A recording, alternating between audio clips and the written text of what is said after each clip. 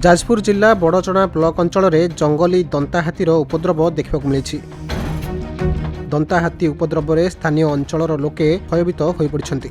सूचना मुताबक बड़चणा थाना अंतर्गत संजय नगर निकट बरुणावंत जंगलरू दुईटी दंता हाथी बाहरी स्थानीय अंचल में उपद्रव चलाई। प्रथमे एही दंता हाथी दुईटी आदिवासी बस्ती में पशि गछपत्र और फसल नष्ट करथिले। परे सेमाने स्थानीय जगन्नाथ मंदिर परिसर में पशि आंब पणस कदली खाइबा सह व्यापक गछ भंगारुजा करथिबा जणापड़िछि।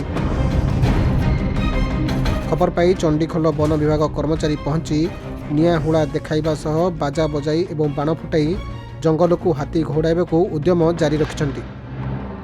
आमर प्रत्येक पूर्णमी दिन जमती आमर कार्यक्रम चले प्रत्येक पूर्णमी दिन बहु वृद्ध व्यक्ति ये आसर आसे और पूर्णमी आज की 20 ରୁ 22 वर्ष तलू ये जगन्नाथ मंदिर धनगर खोल ठारे आमर कीर्तन चले संध्या 6टारू परदिन सकाळ 6 जाए 4 प्रहर नामयज्ञ चले।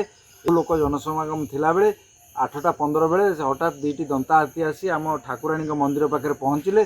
पहुँच सारा पर शब्द शुणी जो रोषे करते से देखला बेलू पणस गचरू दुईटा पणस काढ़ी दुईटा दंता हाथी तार मध्य फोटो आपण मान फरेस्टर समस्ते आसी पहुँचला से तलू को पलि कि बण हेमंत पहाड़ भितर अच्छा सेमती किसी धन जीवन जन किसी नष्ट करना अच्छी जहाँ आम देखुचु से तल आड़े कुआड़े जाइछन्ति। जाजपुर कृष्णचंद्र नायकों रिपोर्ट खबर ओडिशा।